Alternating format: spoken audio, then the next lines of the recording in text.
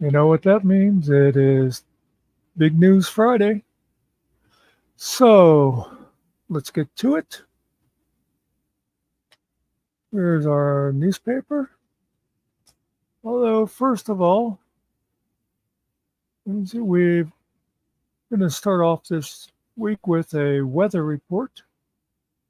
It's too darn hot. It's too darn.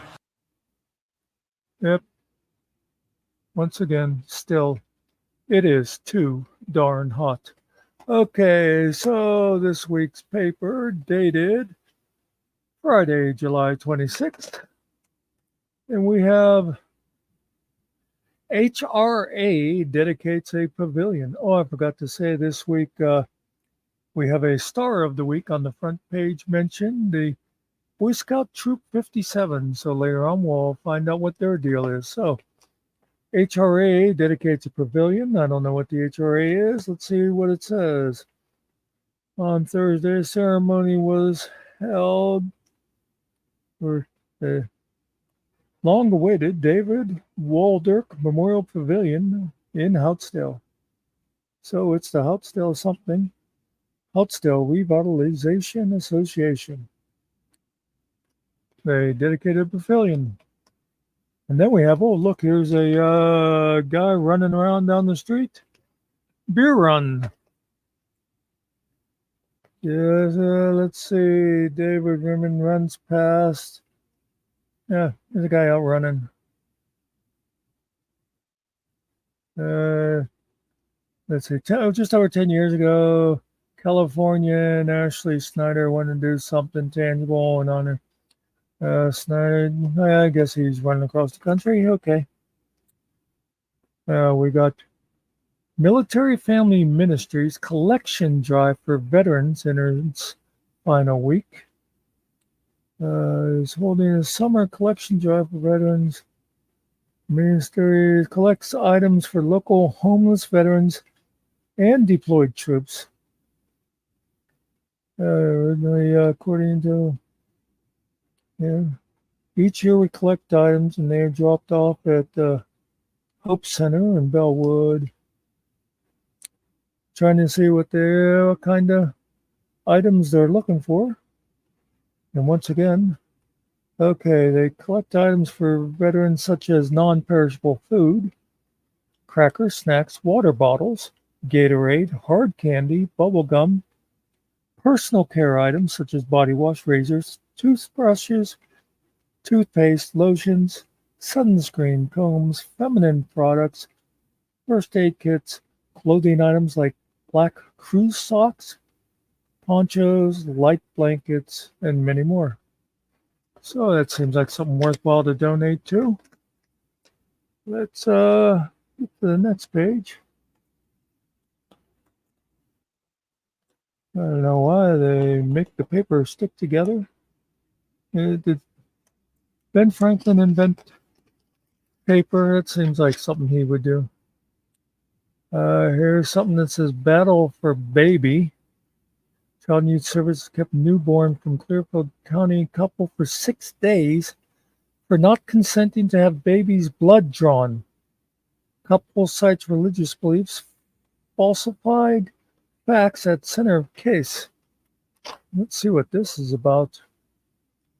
A couple have been reunited with the baby after the 12-hour-old infant was taken from them by CYS.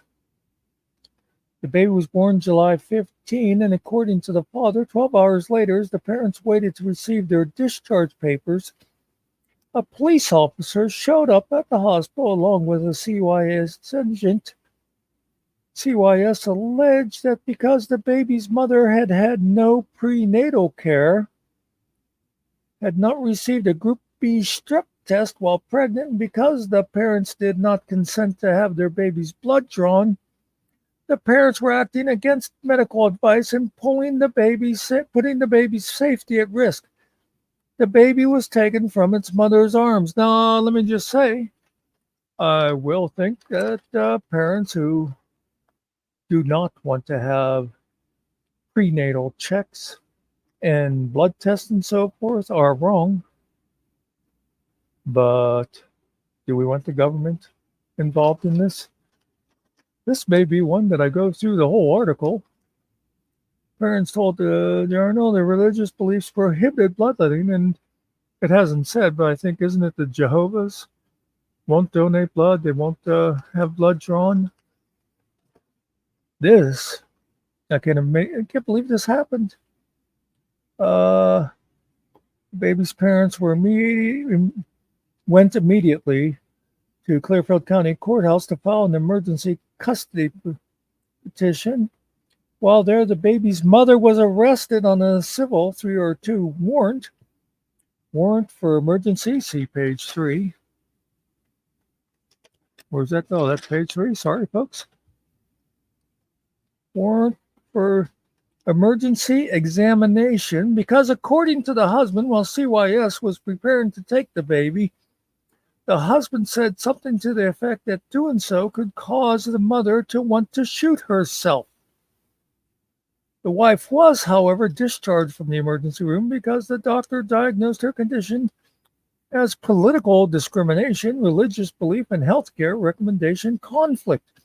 Okay, now let's think about this for a second.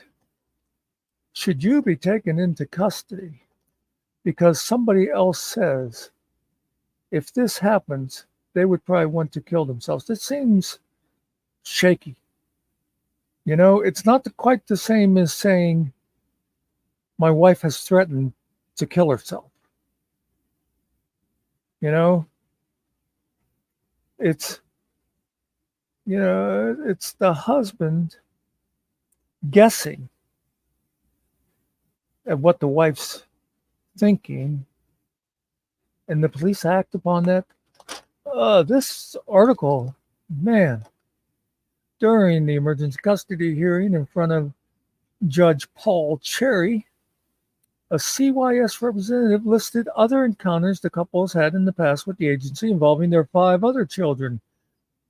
Cherry confirmed that the couple had not declined blood testing their newborn. Had the couple not declined, they wouldn't be in court that day. So the matter of the other children was a moot point, seems like the judge at least is thinking. CYS acknowledged this is true. The infant's mother told the judge that CYS had falsified facts and produced records faxed from the hospital showing she did in fact have prenatal care, did have the strep test, and that she was deemed by the ER doctor to be mentally sound. The baby's father said the baby had its temperature taken and its breathing and heart rate monitored at the hospital, and that the child was perfectly healthy.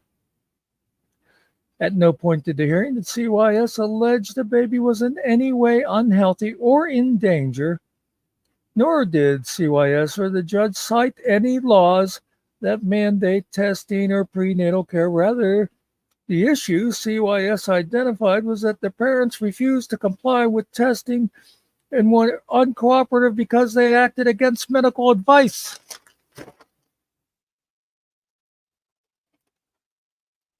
It's not the government's job.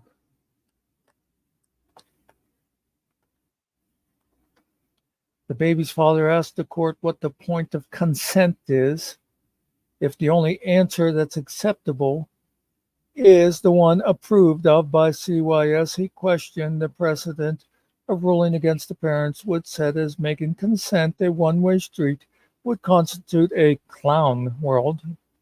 Well, okay, guy, whatever. Judge Cherry ultimately refused the parents' emergency custody request and ruled the baby's welfare was best seen to by CYS. He set the next hearing date as July 29. Could we have a big WTF? The parents drove immediately to Harrisburg Superior Court, only to learn they don't have jurisdiction. The father then filed a civil rights case in federal court against Judge Cherry in Johnstown with an attached motion for emergency injunctive relief. CYS withdrew its case, provided the parents complied with CYS inspection of their house and other children before returning the infant. I think you can guess what 2 words I would have for CYS at this point. You know, if you know me, I believe in vaccines. I believe in prenatal care. I believe in doing what the doctors recommend. But I also believe that the government should be very limited in how they interfere with either your body or the bodies that you are in charge of. Obituaries. We have a David M. Reese, who was born in 1978 from Osceola. Let's see, the son of Harold Reese and the late Bonnie K. Davison Reese. Also, we have a Dennis Lee Roach, born in 1949 of Osceola. He's the son of Lawrence and Margaret Roach. People might know him. Let's see what else we got here. PennDOT announces traffic pattern changes for Route 504 bridge replacement. That's out Black and Shannon. Don't go to Black and Shannon for a few weeks. 6th annual memorial ride for Scott Beers planned for August 3rd. Oh, we got announcing the production of Mean Girls by Ignite Youth Theater. I'm not sure where Ignite. Okay, seems to be at the PO Middle School. Tickets are $10. Can be purchased at the door. Now, once again, stop me if I've said this before, but this paper does not understand what the first paragraph is for. It's to give you important information. You would think right up in the first paragraph they tell you the date. Luckily, I do see the date down here. It's July 26 and 27 at 7 p.m. So, if you're interested, go there. Let's see, sports. Oh, I had already planned on doing sports because of this. Toby's 8 and under Little League team won second place in the tournament.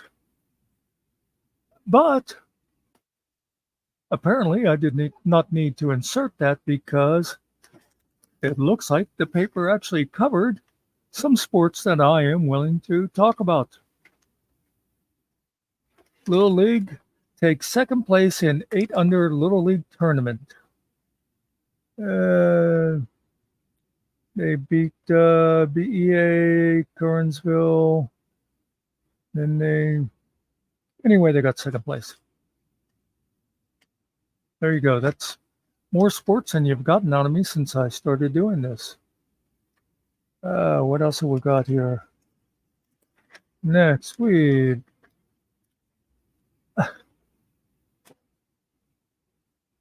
I'm going to show you this real quick, just for those of you who regularly follow me. You see this? It says St. Paul welcomes the bishop.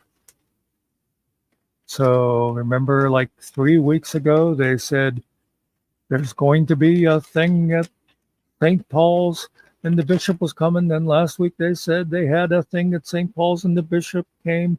And now once again, they're telling us the bishop was there, but this time they have a picture. Okay.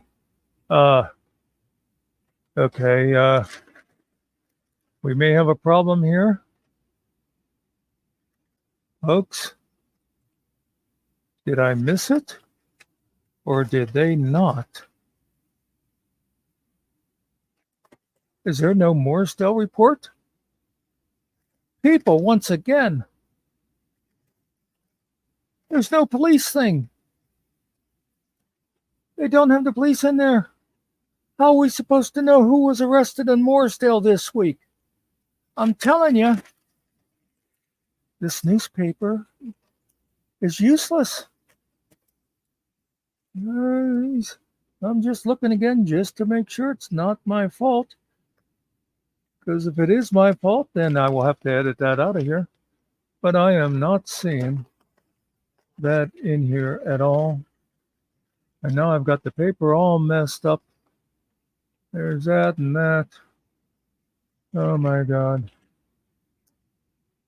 As I know we still have this last part here that always has. There is the memory lane this week. Let's get rid of the rest of this crap. Memory lane. Memory lane is in my ears. Okay. Downtown Phillipsburg Circuit 20 submitted by Jerry Beveridge. I'm not sure you're going to be able to see that. It's kind of a dark picture, but that's 1920s. Oh, here's the stars of the week. The Hopsdale Boy Scout Troop.